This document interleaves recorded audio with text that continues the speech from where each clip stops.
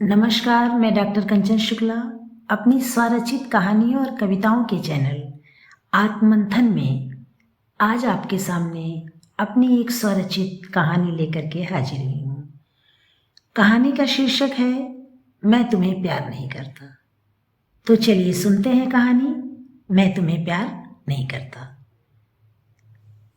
अपने घर के लान में बैठी भावना आकाश में उड़ते हुए पक्षियों को बड़े ध्यान से देख रही थी। वे आकाश में इधर उधर उड़ते हुए जैसे अपनी खुशी का इजहार कर रहे हों। पक्षियों को देखते हुए वो सोचने लगी, क्या इंसान ऐसा जीवन जी सकता है? शायद नहीं। तभी पीछे से किसी ने आकर उसकी आंखों को हथेलियों से ढक लिया। भावना चौंक गई। पूछा कौन है, पर कोई जवाब नहीं मिला। उसने हाथों को छूकर जानने की कोशिश की, पर जान नहीं पाई।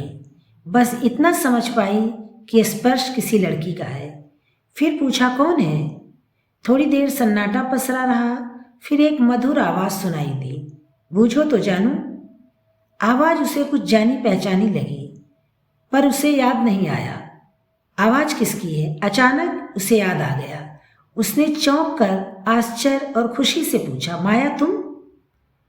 वो सामने आ गई और खुशी से उछल कर बोली, इतने सालों बाद भी तू मुझे पहचान गई, भूली नहीं?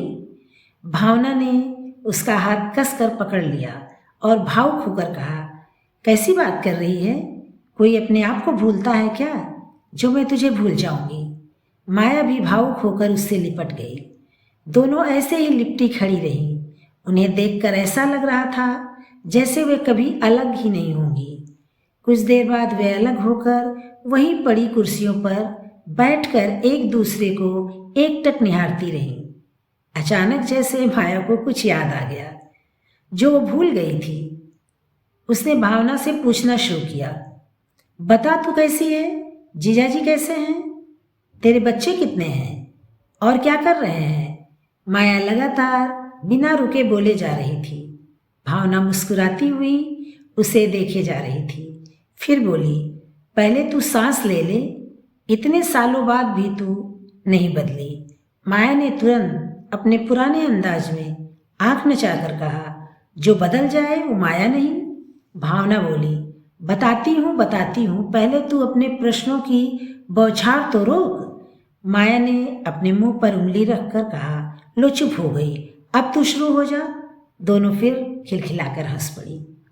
जैसे ही भावना ने कहना चाहा, गेट खुलने की आवाज सुनाई दी और बात वहीं रुक गई। गेट खुला। भावना के पति विकास आते हुए दिखाई दिए। विकास ने पहले ध्यान से दोनों को देखा, फिर सीधे उनके पास आ गए। उनके आते ही भावना ने अपने पति से कहा, ये मेरी सहेली माया है और माया ये मेरे पति विकास। दोनों ने एक दूसरे को नमस्ते किया। विकास ने गंभीर लहजे में कहा, तुमने कभी इनके बारे में मुझे बताया नहीं? भावना ने धीरे से कहा, हाँ, कभी बताने का मौका नहीं मिला। माया सुनकर उन दोनों को आश्चर्य से देखने लगी। उसने कुछ कहना चाहा, पर कुछ सोचकर चुप हो गई। विकास ने कहा, तुम लोग बैठो, मैं भी आता हूँ, कहकर वे अंदर चले गए। माया भावना से कुछ पूछती इससे पहले ही भावना ने कहा, चलो हम लोग भी अंदर चले, यहाँ अंधेरा घिर आया है। माया ने उसे गहरी नजरों से देखते हुए कहा, हाँ, अंधेरा तो घिर आया है। भावना समझ गई ये शब्द उसके लिए कहे गए हैं, पर वह अनजान बनी रही। अंदर आकर माया को बैठने के लिए कह भावना किचन में चाय बनाने चली गई। वो माया की नजरों से बचना चाह रही थी। भावना ने किचन से ही कहा, तू हाथ मुंह धो ले, मैं चाय लेकर आती हूँ। अभी चाय गैस पर रखी ही थी कि भावना के घर में काम करने वाली चाची की आवाज आई, बहू, आज थोड़ी देर हो गई है, कुछ लोग आ गए थे, क्या करें, देर हो गई। फिर किसी और को बैठा देखकर चाची ने बात अधूरी छोड़ दी। चाची ने माया को नमस्ते करते हुए भावना की ओर मुंह करके कहा, बहू, क्या ये तुम्हार विदेश वाली सहेली हैं? यह सुनकर माया आश्चर्य में पड़ गई। वो सोचने लगी, मेरे बारे में काम करने वाली नौकरानी को पता है, पति को नहीं, ऐसा क्यों? मुझे इसके बारे में भावना से पूछना पड़ेगा। माया सोच ही रही थी कि उसे चाची की आवाज़ सुनाई दी। बहू, तू अपनी सहेली के पास बैठो, हम चाय बनाए के लाई थे, और हाँ, खाना का बने हमें बताए दो, फिर आप बतियाओ। भावना ने कहा, ठीक है, और वह किचन से बाहर आ गई। उसे देखते ही माया ने फिर पूछना चाहा, पर ये सोचकर चुप हो गई कि अभी तो मैं 1-2 दिन रहूंगी, बाद में पूछ लूंगी, अभी जल्दी क्या है। माया ने उसके घर पर निगाह दौड़ाई और कहा, तेरा घर तो बड़ा साफ सुथरा है, तेरी सफाई की आदत बदली नहीं? भावना ने भी हंसकर जवाब दिया, जो घर को साफ सुथरा न रखे वो भावना नहीं। और दोनों एक साथ हंसने लगी। भावना को इस तरह हंसता देख चाची सोचने लगी, आज से पहले बहू को इतना खुश कभी नहीं देखा। और भावना से कहा, बहू ऐसे हंसा करो, अच्छा लगत है। पर माया ने भावना की हंसी के पीछे दर्द को देख लिया था। उसने तय किया कि वो इस दर्द का कारण पता लगा कर रहेगी। इस समय उसने कुछ नहीं कहा। दोनों कॉलेज के समय की बातें करने लगी और बीच बीच में हंसती भी जा रही थी। आज दोनों को वर्षों बाद ये खुशी मिली थी। वह इस पल को जी भर कर जी लेना चाहती थी। तभी वहां विकास आ गए। भावना उन्हें देखकर चुप हो गई। उसके चेहरे की हंसी गायब हो गई। विकास ने माया से पूछा, क्या बातें हो रही हैं? माया ने बताया, हम लोग कॉलेज के समय की बातों को याद कर रहे हैं, जब हम कितनी मस्ती किया करते थे। आप भी इसमें शामिल हो जाएं। विकास वहीं बैठे। जैसे ही विकास वहां बैठे, भावना उठकर जाने लगी। माया ने उसका हाथ पकड़कर कहा, तू का भी बैठ, तू कहाँ जा रही है? भावना ने सपाट स्वर में कहा, मैं चाय लेकर आती हूँ। और वो चली गई। कुछ देर बाद वह चाय लेकर आई। तीनों ने एक साथ बैठकर चाय पी। इस बीच कुछ इधर उधर की बातें होती रही। उन बातों में भावना शामिल नहीं थी। माया और विकास बातें कर रहे थे। कुछ देर बाद विकास ने कहा, मुझे ऑफिस का काम है, मैं स्टडी रूम में जा रहा हूँ। तुम दोनों बातें करो, जब खाना तैयार हो जाएगा मुझे बुला लेना। भावना ने सपाट स्वर में कहा, ठीक है, और विकास वहां से चले गए। विकास के जाने के बाद भावना फिर बात करने लगी। तब माया ने पूछा, तेरे कितने बच्चे हैं, कहाँ हैं, दिख नहीं रहे हैं? भावना ने कहा, बस एक बेटा है, नौकरी करता है, इसलिए बाहर है। शादी वादी हुई? माया ने पूछा। भावना ने कहा, अभी नहीं, लड़कियां देख रही हूँ, अभी कहीं बात तय नहीं हुई है। फिर भावना ने कहा, अरे मेरे बारे में तो तू पूछे जा रही है, कुछ अपने बारे में भी तो बता। मैंने तो सुना था कि तू शादी करके विदेश चली गई थी, उसके बाद तो तेरे बारे में कुछ पता ही नहीं चला। तू भारत कब आई? तेरे कितने बच्चे हैं और तेरे पति क्या करते हैं? माया ने लंबी सांस ली और कहने लगी, हाँ ये बात तो है, तो सुन मेरी कहानी, मैं बताती हूँ। माया ने बताना शुरू किया। परीक्षा के समय ही पापा का तबादला हो गया था, तुझे तो पता ही है, और हम लोग यहाँ से चले गए। उसी समय मेरी दादी बीमार पड़ी और डॉक्टर ने कहा अभी ज़्यादा दिनों की मेहमान नहीं है। उन्हें किसी लंबी बीमारी ने घेर लिया था। जब उन्हें अपनी बीमारी के बारे में पता चला तो उन्होंने जिद पकड़ ली कि मेरी शादी देखकर ही मरना चाहती हैं। पापा ने भी दादी की इच्छा का मान रखते हुए मेरी चट मंगनी पट विवाह कर दिया। इसीलिए मैं किसी को शादी में बुला भी नहीं सकी। सोचा था बाद में सबसे मिल लूंगी, पर इसी बीच मेरे पति शेखर की नौकरी अमेरिका में लग गई और हम लोग वहाँ चले गए। उसके बाद यहाँ से जैसे हर रिश्ता ही खत्म हो गया। वहाँ जाकर हम लोग घर गृहस्थी के चक्कर में ऐसे उलझे कि यहाँ आने का मौका ही नहीं मिला, बल्कि यह कहूँ कि हम यहाँ आना ही नहीं चाहते थे और वहीं के होकर रह गए। यहाँ के लोग भी हमें जैसे भूल ही गए और कुछ समय के लिए हमने उन्हें भुला दिया। जब हम अपनी जिम्मेदारियों से मुक्त हुए तो अपने देश और अपनों की याद सताने लगी। तब तुम लोग बहुत याद आने लगे। इसी बीच मेरे ससुर जी और पापा की मौत हो गई। यहाँ शेखर की मम्मी अकेली रह गई थी। शेखर अपने माता पिता की इकलौती संतान है, इसलिए शेखर ने अपनी माँ को अपने पास बुलाना चाहा, पर वह वहाँ आने को तैयार नहीं हुई।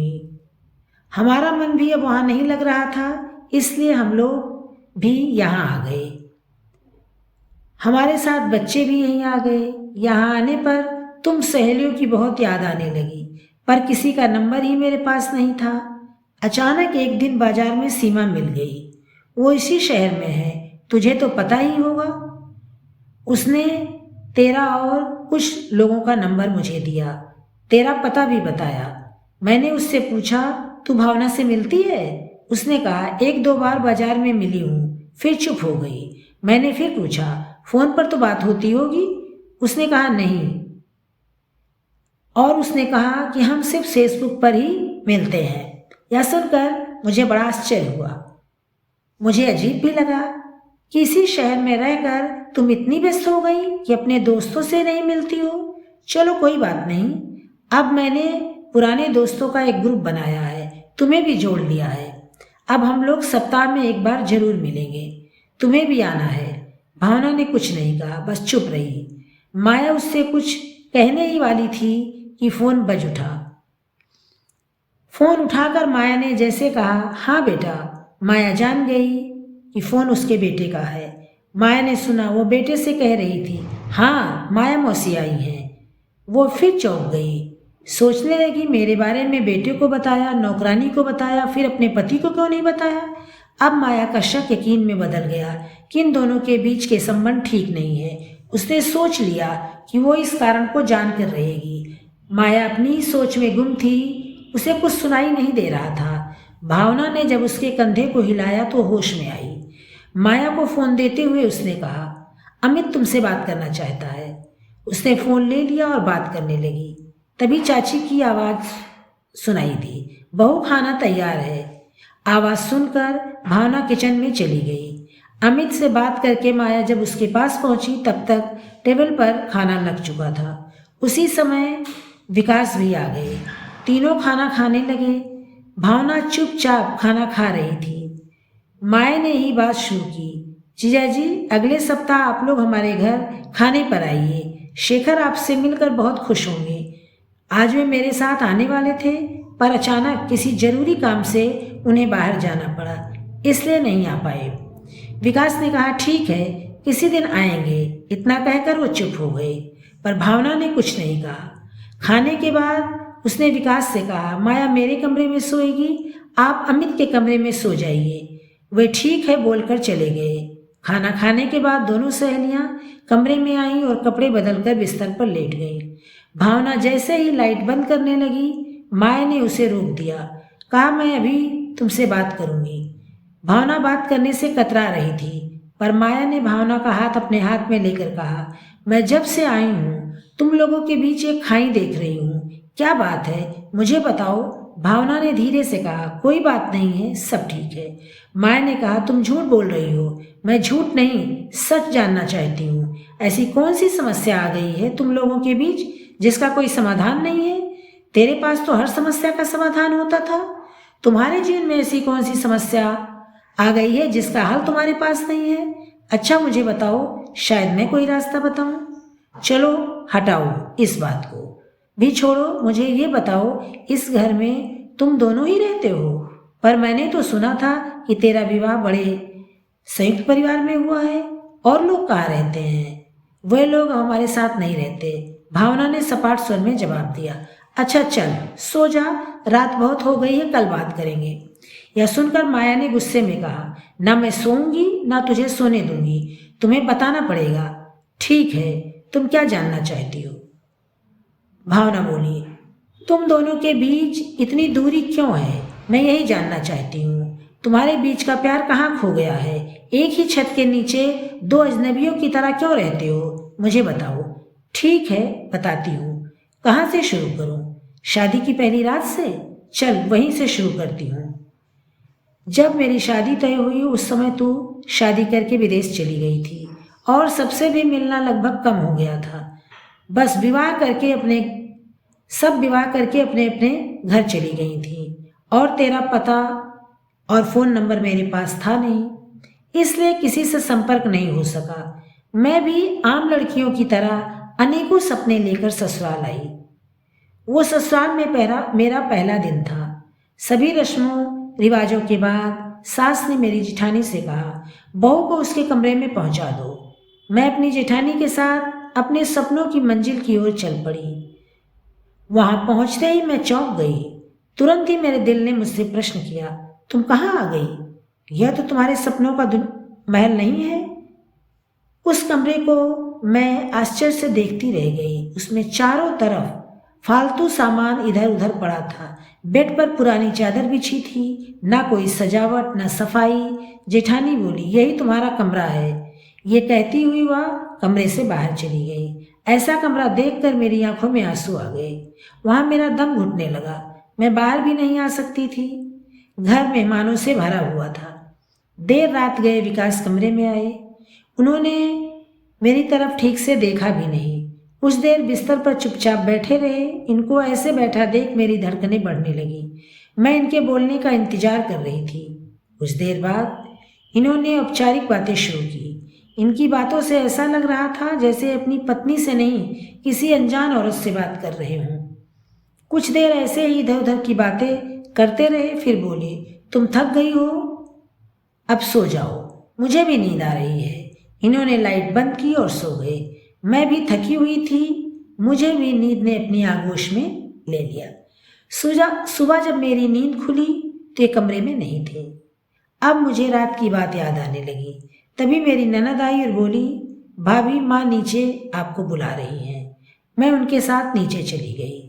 शाम तक लोगों का आना जाना लगा रहा। मैं नीचे ही बैठी रही। फिर मेरी बुआ सास बोली, बहू को उसके कमरे में पहुंचा दो। तो मेरी जान में जान आई। मैं बहुत थक गई थी, आराम करना चाहती थी। मैं कमरे में आकर कपड़े बदल कर लेट गई। मुझे कब नींद आ गई मुझे पता ही नहीं चला।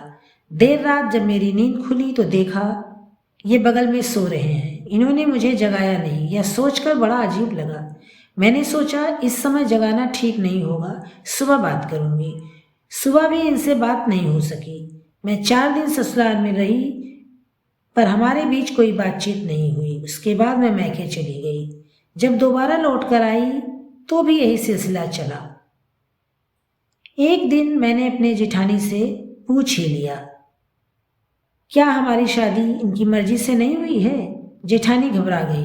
फिर संभल कर उन्होंने जवाब दिया, अरे नहीं, ऐसी कोई बात नहीं, ये तुम्हारा वहम है। जेठानी यह कहकर जल्दी से कमरे से बाहर निकल गई। उस रात ये कमरे में जल्दी आ गए। मुझसे बातें भी की, पर माया, उन बातों में कोई प्यार, जज्बात या अपनापन नहीं था। मुझे इनका व्यवहार अजीब लगा।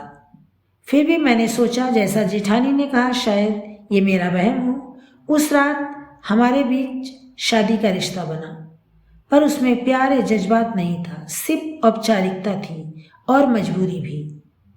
मैंने इस बात को महसूस किया था, पर खुद को समझाने के लिए वहम का नाम दे दिया। ऐसे हालात में औरत को ही समझौता करना पड़ता है, वही मैंने भी किया। शायद इस आशा से कभी इनका प्यार मिलेगा। बिना प्यार, बिना जज्बात जिंदगी की गाड़ी चलती रही। इनका प्यार न मुझे मिला, न ही अपनापन मिला। ऐसी ही जिंदगी आगे बढ़ती जा रही थी, नीरस, बेजान, बिना प्यार के। इसी बीच मेरी गोद भर गई। मुझे जीने का मकसद मिल गया और जीवन अपनी गति से दौड़ता रहा। तुम मुझसे पूछ रही थी कि मैंने अपने दोस्तों से मिलना क्यों छोड़ दिया। ऐसे ही मिलना नहीं छोड़ा माया, उसका भी कारण था। जब भी हम लोग मिलते तो सब अपने पतियों के प्यार की, उनके लाए उपहारों की बातें करती। कैसे वे रूठ जाती हैं, कैसे उनकी पति उन्हें मनाते हैं, उनकी मनुहार करते हैं, उनकी इच्छाएं पूरी करते हैं। ये बातें उनकी सुनकर मेरे दिल पर चोट लगती थी। वह लोग मुझसे भी पूछती थी।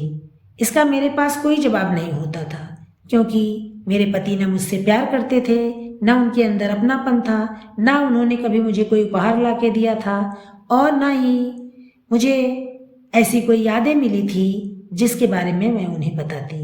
मैं उन्हें क्या जवाब देती, मैं कितना झूठ बोल पाती। इसलिए धीरे धीरे मैंने उन लोगों से मिलना जुलना छोड़ दिया। यही कारण था कि मैं अपनी दोस्तों से कट गई। वैसे भी तेरे अलावा और कोई इतनी अंतरंग सहेली मेरी थी नहीं जिससे मैं अपने दिल की बात बताती। मैं प्यार के एक एक पल को तरसती रही और तुझे याद करती रही। सोचती थी अगर तू मेरे पास होती तो शायद मैं अपने मन के दर्द को तुझसे बयां कर पाती। फिर मैंने अपने आप को कछुए की तरह अपने अंदर समेट लिया और मैं अपने बेटे के लिए इस बेमानी सी नीरस भरी जिंदगी इस विश्वास के सहारे जीती रही कि कभी तो इनके मन में मेरे लिए प्यार जागेगा। इसी उम्मीद में 7 वर्ष बीत गए। जैसा मैंने सोचा था वैसा कुछ नहीं हुआ। न इनके मन में मेरे लिए प्यार जागा न जज्बात। इन बातों का मुझ पर इतना बुरा प्रभाव पड़ा कि मैं डिप्रेशन में चली गई। मैं कोई निर्णय लेने की स्थिति में ही नहीं थी। इसी बीच मेरे देवर का विवाह तय हो गया। इस विवाह ने मेरे जीवन को ही बदल कर रख दिया। विवाह में मेरे दूर के रिश्ते की जेठानी आई थी। उन्होंने मेरी स्थिति को शायद जान लिया। एक दिन अवसर मिलने पर मुझसे बात की। पहले तो मैंने टालने की कोशिश की, लेकिन उनके अपनेपन के आगे मैं हार गई और अपने जीवन के पन्नों को खोलती चली गई। मेरी बातें बहुत ध्यान से उन्होंने सुनी। कुछ देर चुप रहने के बाद कहने लगी, तुमने विकास से इस व्यवहार का कारण क्यों नहीं पूछा? मैंने कहा पूछा था, उन्होंने कुछ ठीक से बताया नहीं। वो बोली, और तुम चुपचाप बैठ गई? या कोई छोटी बात नहीं है? तुम्हारे और तुम्हारे बेटे के जीवन का प्रश्न है। तुम्हें कठोरता से पूछना चाहिए था। अभी भी कुछ नहीं बिगड़ा है, अब पूछो और डरना नहीं। परिणाम चाहे जैसा हो उसका सामना करो। घुटते रहने से अच्छा है बात करो। और एक बात मेरी ध्यान में रखना, विकास का जवाब जो भी हो, घर छोड़ने की गलती कभी ना करना। पति से अलग रहने वाली लड़कियों की इज्जत समाज नहीं करता। उन्हें औरत नहीं सामान समझने लगता है। इसलिए विकास का जो भी जवाब हो, चाहे वो तुम्हारे दिल में कांटे की तरह ही क्यों न चुभे, तुम्हें इस घर को नहीं छोड़ना है। भाभी की बातों ने मुझे एक नई राह दिखाई और मैंने भी ठान लिया कि अब सच जान कर ही रहूंगी। ऐसा विचार आते ही मेरे अंदर एक शक्ति का संचार हुआ और मैंने दृढ़ संकल्प ले लिया कि अब मैं विकास से पूछ कर ही रहूंगी कि वो मुझसे दूर दूर क्यों रहते हैं, उनके मन में मेरे लिए प्यार की भावना क्यों नहीं है, जबकि मैं अपना पूरा समर्पण उनको देती हूँ, मान देती हूँ, सम्मान देती हूँ, उनको ही नहीं उनके पूरे परिवार को। देवर की शादी के बाद जल्दी ही एक दिन मुझे ये अवसर मिल गया। उस दिन मैं घर में अकेली थी। जब ये शाम को आए तो चाय लेकर मैं इनके पास गई। चाय मेज पर रख दी और इन्होंने चाय पीनी शुरू की। मैं इनके सामने बैठ गई। जब इन्होंने चाय पी लिया तो मैंने कहा, मुझे आपसे कुछ बात करनी है। ये टालने के उद्देश्य से बोले, आज मेरे पास समय नहीं है, कल करना।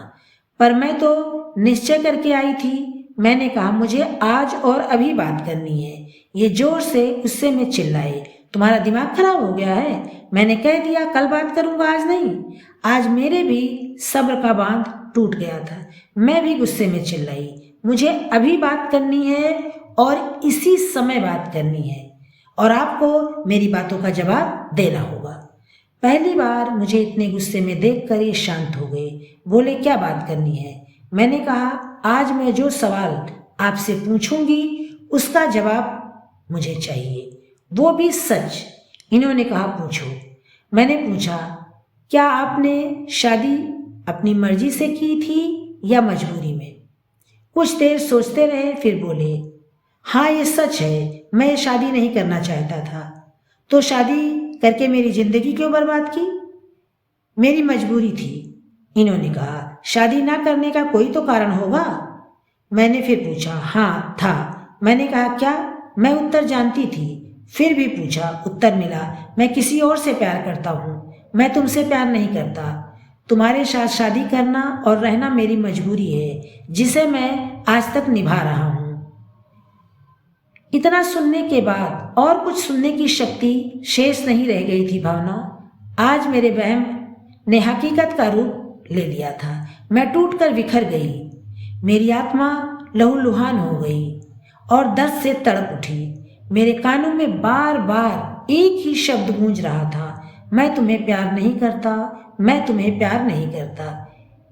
ये शब्द एक शब्द नहीं थे, मेरे स्वाभिमान पर अपमान का तमाचा था। मैंने अपने बेटे के लिए इस अपमान के जहर को दिल में हमेशा के लिए छुपा लिया। मेरे समर्पण और त्याग का मुझे ऐसा फल मिला जिसे ता जिंदगी मैं भूल नहीं सकती। क्या कोई इतना निर्दयी हो सकता है कि वो मजबूरी में आकर किसी का जीवन बर्बाद कर दे? हर लड़की एक सपना लेकर के ससुराल आती है कि उसे अपने पति से प्यार मिलेगा, अपनापन मिलेगा, सम्मान मिलेगा और उसके साथ वो हंसी खुशी अपना पूरा जीवन बिताएगी। लेकिन जब ससुराल आने के बाद उसे पता चलता है उसके पति ने मजबूरी में उससे शादी की है और ज़बरदस्ती उसके साथ निर्वाह कर रहा है, तो उसके दिल पर क्या गुजरती होगी, इसका एहसास मुझे है। भाव माया मुझे है, मैंने उस दर्द को महसूस किया है। ये मेरे पास होते थे लेकिन मेरे दिल में नहीं। इन्होंने मेरे साथ पति पत्नी के रिश्ते को भी निभाया, एक बच्चे को मैंने जन्म दिया, लेकिन पति पत्नी के बीच जो आत्मिक प्रेम होता है, जो एक अपनेपन की भावना होती है, वो हमारे बीच नहीं थी। ये मेरे साथ रात में सोते जरूर थे लेकिन उसमें प्यार की गर्मी नहीं होती थी, एक मजबूरी होती थी, या कह सकते हैं कि एक मर्द के वासना की भूख होती थी जो ये शांत करके एक तरफ हो जाते थे। और धीरे धीरे मुझे इस रिश्ते से भी वितृष्णा होने लगी थी, मैं इनसे दूर होती चली गई। जब जब मैं इन्हें देखती हूँ मेरे कानों में वही शब्द गूंजते हैं, मैं तुम्हें प्यार नहीं करता, मैं तुम्हें प्यार नहीं करता। इसलिए मैं इनसे दूर ही रहती हूँ, इनके नज़दीक आने का मन नहीं करता। किस एहसास को लेकर, किस अपनेपन को लेकर के इनसे बातें करूं, इनके नज़दीक जाऊं? वो रिश्ता जो बेईमानी का है, जिसमें प्यार नहीं है, अपनापन नहीं है, क्या ऐसे रिश्ते को तुम पति पत्नी का रिश्ता कहोगी? ये तो माँ बाप ने हम लोगों को एक दूसरे के साथ रहने के लिए मजबूर कर दिया है, या यूँ कहें कि मजबूरी में हम इस रिश्ते को ढो रहे हैं और ताउम्र ढोना ही है, क्योंकि जो हमारा समाज है ना, वो हमें अलग होकर के जीने नहीं देगा। अगर मैं विकास से अलग हो भी जाऊं तो क्या समाज मुझे चैन की या इज्जत की ज़िंदगी जीने देगा? नहीं, वो मुझ पर लांछन लगाएगा। जब माता सीता को लोगों ने नहीं छोड़ा तो मेरी क्या बिसात है। इतना कहने के बाद भावना चुप हो गई, माया के शब्द भी मौन हो गए थे। वो क्या कहती, उस दर्द को सिर्फ महसूस कर सकती थी, उसको शब्दों में बयां नहीं कर सकती थी। उसने दर्द भरी निगाहों से भावना की ओर देखा और बस देखती ही चली गई। ये थी मेरी कहानी, मैं तुम्हें प्यार नहीं करता। आपने देखा भावना जो सुनहरे सपने लेकर के अपनी ससुराल आई, जो हर लड़की लेकर के आती है, लेकिन उसका वह सुनहरा सपना टूटकर बिखर गया और उसके दिल में ऐसी क्रिंच चुभी जो नासूर बनकर ताउम्र रिश्ती रही, और उस नासूर को लेकर के वो पूरी जिंदगी अपने पति के साथ बिताती रही, जिसमें न प्यार था, न अपनापन था, न ही जज्बात की कोई भावना थी। ऐसा अक्सर देखा जाता है, बहुत सी शादियां ऐसी होती हैं जो मजबूरी में की जाती हैं और उन्हें निभाया नहीं, ढोया जाता है, जैसा विकास और भावना के साथ हुआ। ये थी मेरी कहानी, मैं तुम्हें प्यार नहीं करता। अगर मेरी कहानी आप लोग को पसंद आई हो तो इसे लाइक कीजिएगा, शेयर कीजिएगा और मेरे चैनल को सब्सक्राइब कीजिएगा। आपकी समीक्षा मेरा उत्साह वर्धन करेगी और मुझे आपकी समीक्षाओं का इंतजार रहेगा। कल फिर मिलते हैं एक नई कहानी के साथ। नमस्कार।